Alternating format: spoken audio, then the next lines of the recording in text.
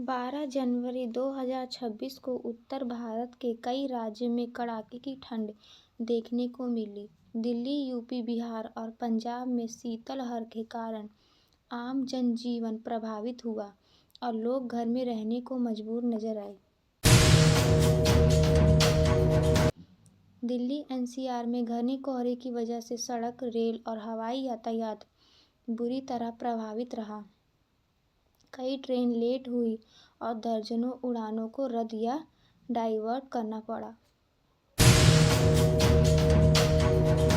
मौसम विभाग ने जानकारी दी कि अगले 48 घंटों तक उत्तर भारत में कोहरा और ठंड जारी रहेगी। साथ ही लोगों को सुबह और रात में अनावश्यक यात्रा से बचने की सलाह दी गई है।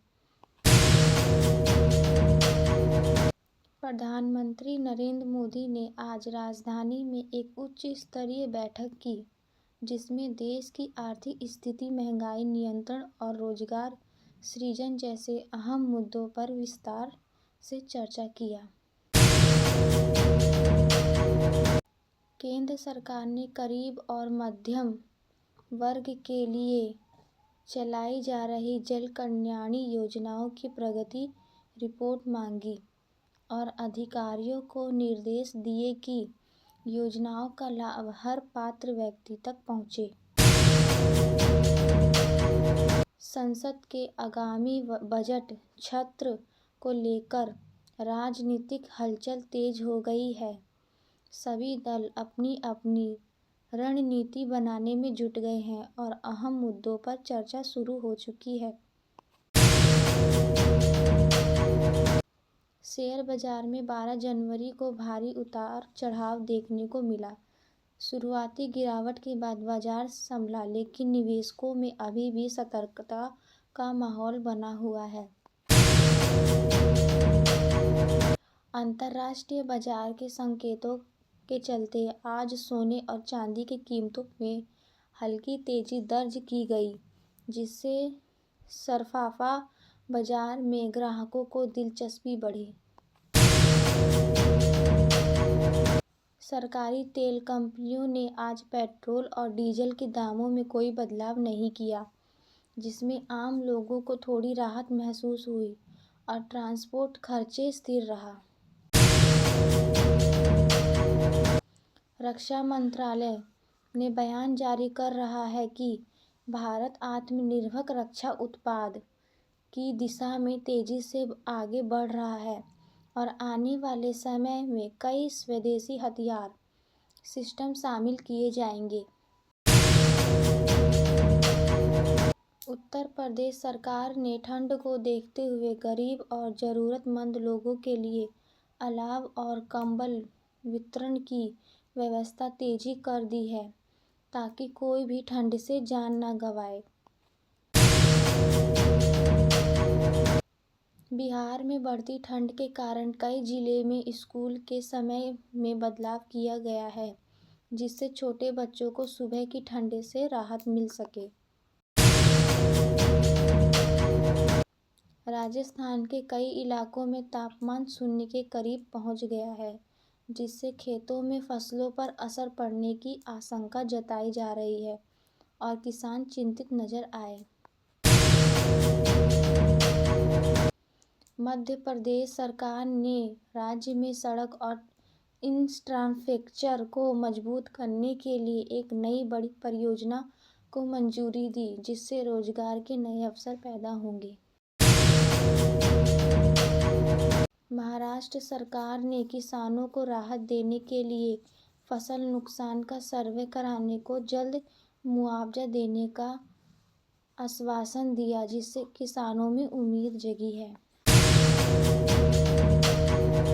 पंजाब में किसान संगठनों की एक अहम बैठक हुई, जिसमें न्यूनतम समर्थन मूल्य और अन्य मांगों को लेकर आगे की रणनीति पर विचार किया गया। हरियाणा में सरकारी नौकरियों को लेकर नई अपडेट सामने आई है। भर्ती प्रक्रिया को पारदर्शी बनाने के लिए सरकार कुछ अहम बदलाव करने की बात कह रही है। झारखंड में शिक्षा व्यवस्था सुधारने को लेकर सरकार और शिक्षा विशेषज्ञों के बीच चर्चा तेजी हो गई है। खास तौर पर सरकारी स्कूलों की गुणवत्ता बढ़ाने पर जोर है। छत्तीसगढ़ में नस्ल प्रभावित इलाकों में सुरक्षा बलों का सर्च ऑपरेशन लगातार जारी है और प्रशासन ने क्षेत्र में शांति बनाए रखने की अपील की है। हिमाचल प्रदेश में भारी बर्फबारी के कारण कई सड़कें बंद हो गई हैं, जिससे स्थानीय लोगों को पर्यटकों को काफ़ी परेशानी का सामना करना पड़ रहा है। भारतीय क्रिकेट टीम की आगामी अंतर्राष्ट्रीय सीरीज को लेकर तैयारियां शुरू हो गई हैं और कोचिंग स्टाफ ने खिलाड़ियों के फिटनेस पर खास ध्यान देना शुरू किया है। घरेलू क्रिकेट टूर्नामेंट में एक युवा भारतीय खिलाड़ी ने शानदार प्रदर्शन करते हुए शतक जड़ा, जिससे चयनकर्ताओं का ध्यान उसकी ओर है। राष्ट्रीय फुटबॉल लीग में खेले गए एक रोमांचक मुकाबले में आखिरी मिनट में गोल होने से मैच का नतीजा बदल गया और दर्शकों में जबरदस्त उत्साह दिखा। अंतर्राष्ट्रीय बैडमिंटन टूर्नामेंट में भारतीय खिलाड़ी ने शानदार खेल खिलाते हुए पदक अपने नाम किया, जिससे देश का नाम रोशन हुआ। खेल मंत्रालय ने खिलाड़ियों के लिए नई प्रशिक्षण योजना की है, जिसका मकसद ओलंपिक और अंतर्राष्ट्रीय प्रतियोगिताओं में बेहतर प्रदर्शन करना है।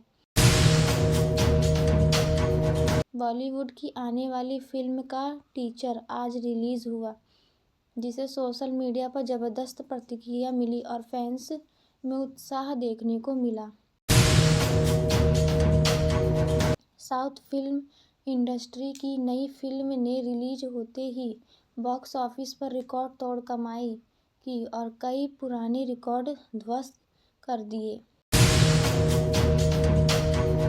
OTT प्लेटफॉर्म पर रिलीज हुई एक नई वेब सीरीज दर्शकों के बीच तेजी से लोकप्रिय हो रही है और सोशल मीडिया पर इसकी खूब चर्चा हो रही है। सोशल मीडिया पर आज एक वीडियो जमकर वायरल हुआ, जिसे लाखों लोगों ने देखा और अलग अलग तरह की प्रतिक्रियाएं सामने आई। एक प्रमुख टेक कंपनी ने अपना नया 5G स्मार्टफोन लॉन्च किया, जिसमें बेहतर कैमरा, लंबी बैटरी और एडवांस फीचर दिए गए हैं। साइबर ठगी के बढ़ते मामलों को देखते हुए सरकार ने आम लोगों के लिए नई चेतावनी जारी की और ऑनलाइन लेनदेन में सावधानी बरतने की सलाह दी। भारतीय रेलवे ने यात्रियों की सुविधा बढ़ाने के लिए नई डिजिटल सेवा शुरू की, जिससे टिकट बुकिंग और यात्रा की जानकारी पहले से आसान हो गई है। त्योहारों और बढ़ती भीड़ को देखते हुए कई लंबी दूर की ट्रेनों में अतिरिक्त कोच लगाए गए ताकि यात्रियों को परेशानी न हो। देश के प्रमुख एयरपोर्ट्स पर सुरक्षा व्यवस्था को और कड़ा कर दिया गया और यात्रियों को सामने से पहले पहुंचने की सलाह दी गई। स्वास्थ्य विभाग ने बढ़ते फ्लू और वायरल संक्रमण को देखते हुए लोगों से मास्क पहनने, साफ सफाई रहने और भीड़ से बचने की अपील की है। सरकारी अस्पतालों में मरीज को बेहतर इलाज देने के लिए नई सुविधाएं जोड़ी गई और डॉक्टर की संख्या बढ़ाने पर भी काम किया जा रहा है। आयुष्मान भारत योजना के तहत लाभार्थियों की संख्या में लगातार बढ़ोतरी हो रही है, जिससे गरीब परिवार को मुफ्त इलाज की सुविधा मिल रही है। महिला सुरक्षा को लेकर कई राज्य में नई पहल की गई, जिससे हेल्पलाइन, पेट्रोलिंग और फास्ट ट्रैक कोड को मजबूत किया जा रहा है। डिजिटल इंडिया अभियान को आगे बढ़ाते हुए सरकार ने ऑनलाइन सेवाओं को सरल बनाने का फैसला किया, जिससे आम जनता को ज़्यादा सुविधा मिली। स्टार्टअप सेक्टर में निवेश बढ़ने से युवाओं के लिए रोजगार के नए अवसर पैदा हो रहे हैं और भारत वैश्विक स्तर पर मजबूत बन रहा है। पर्यावरण संरक्षण को लेकर देश भर में विशेष जागरूकता अभियान चलाया गया, जिसमें लोगों को पेड़ लगाने और प्रदूषण कम करने की सलाह दी गई। नदियों की सफाई और संरक्षण के लिए चल रही परियोजनाओं में तेजी लाई गई है, ताकि जल प्रदूषण को कम किया जा सके। स्मार्ट सिटी परियोजना के तहत कई शहर में कई तकनीकी लागू की जा रही है, जिससे यातायात को सुरक्षा व्यवस्था बेहतर हो रही है। ग्रामीण इलाकों में बिजली आपूर्ति सुधारने के लिए नए ट्रांसफार्मर और लाइनें बिछाने का काम तेजी से चल रहा है। जल संकट से निपटने के लिए सरकार ने नई जल संरक्षण नीति पर काम शुरू किया है, जिसमें वर्षा जल संचयन पर विशेष जोर दिया गया है। देश के अलग अलग राज्य में आयोजित रोजगार मेलों के जरिए हजारों युवाओं को नौकरी और प्रशिक्षण का अवसर मिला है। शिक्षा विभाग ने स्कूल और कॉलेजों के लिए नई गाइडलाइन जारी की है, जिससे पढ़ाई का स्तर और अनुशासन बेहतर बनाया जा सके। मौसम विभाग ने अगले एक सप्ताह का पूर्वानुमान जारी करते हुए ठंड और कोहरे से बने रहने की संभावना जताई है। गणतंत्र दिवस को लेकर बाजारों और सरकारी दफ्तरों में तैयारी तेजी हो गई है। सुरक्षा व्यवस्था भी बढ़ाई जा रही है। 12 जनवरी 2026 को देश और दुनिया की इन तमाम घटनाओं ने ये साफ कर दिया है कि राजनीतिक, मौसम, खेल और अर्थव्यवस्था हर क्षेत्र में हलचल बनी हुई है।